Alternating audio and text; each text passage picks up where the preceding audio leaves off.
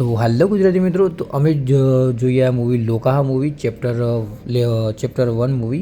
તો મલયાલમ મૂવી છે અને આ પહેલાં રિલીઝ થઈ ગઈ હતી. તો હવે હિન્દીમાં ડબ થઈને આ મૂવી આવી છે. તો મૂવીનું હાઇપ છે, તો કેવી છે એ મૂવી વિશે આપણે આજે વાત કરવાના છે.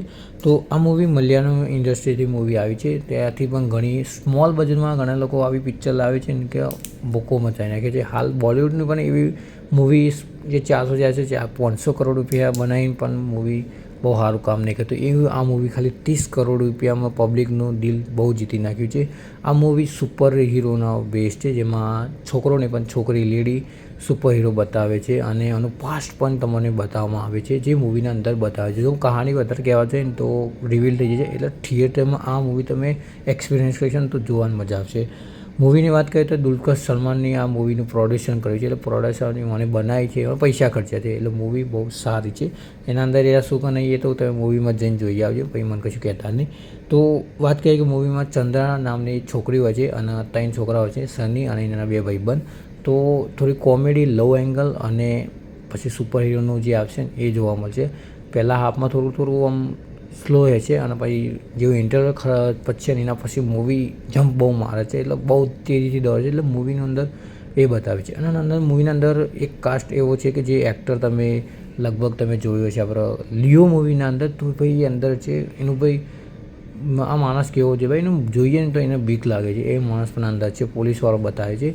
તો એનો પણ રોલ મને તો સારો લાગ્યો. બાકી ચંદ્રાનો જે એક્ટર કરે છે એ પણ બહુ સારો લાગ્યો. બધા એક્ટરનું સારું કામ છે.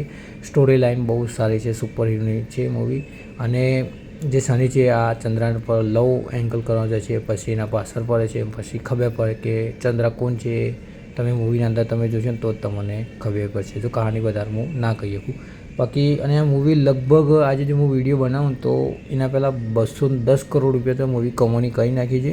તો મૂવી એના બજેટ કરતાં પણ બહુ ઘણી આગળ નીકળી છે.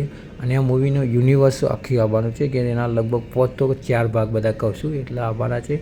અને લાસ્ટમાં આનો એક જે બીજો ભાગ છે ને લેવલ 2, એના વિશે થોડી હિટ પ્રો સ્ક્રીન આવે એટલે ભાગ આપવાનો છે, એના વિશે વાત કરી છે. એટલે ખુરશીમાં ઊભા થઈને જતા ના હતા.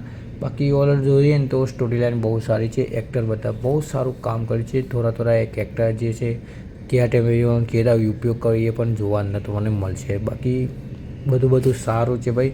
ફેમિલી સાથે મૂવી જોઈ શકો છો. કોઈ ગીતો નહીં, કોઈ એવું બોરિંગ લવ એંગલ એટલું બધું હોય નહીં. તમે ઘર અંગાત બધા અંગાત મૂવી તમે જોઈ શકો છો. મને આ મૂવી બહુ સારી લાગી. અને ખાસ કરીને હિન્દી ડબમાં તો ઓલરેડી કોઈ જાતની શિકાયત નહીં કે હિન્દીમાં તેઓને સારું ડબિંગ પણ કર્યું છે. અને VFX કહીએ તો ભાઈ ગજબનું VFX આ લોકોએ લગાવ્યું છે.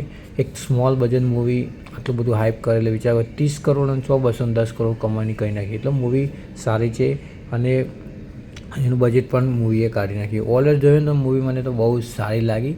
તો તમે ફ્રી હોય ને તો વિચારતા કે શું કરી તો આ મૂવી તમે જોઈ શકો છો. હિન્દી ડબમાં છે તો તમે થિયેટરમાં તમે આ મૂવી જોઈ શકો છો. ભાઈ મોટા થિયેટરમાં મોટા સ્ક્રીન પર આ મૂવી તમે જોઈ શકો છો. મારો અનુભવ બહુ સારો હતો ભાઈ. એનું સાઉન્ડ કયો, કહાની કયો, સ્ટોરી લાઇનનું બધું ટોટલી એક્ટિંગ વાઇઝ કયો, એ ત્રણ ભાઈઓની એક્ટિંગ કયો, ચંદ્રાની એક્ટિંગ કયો, બહુ સારી લાગી ભાઈ. ફેન બની ગયા અમે. તો જો તમે બધા નવરા તો આ મૂવી તમે જોઈ શકો છો. અને વિડીયો ગમે તો વિડીયોને લાઇક, ચેનલ કરી નાખજો, સબસ્ક્રાઈબ.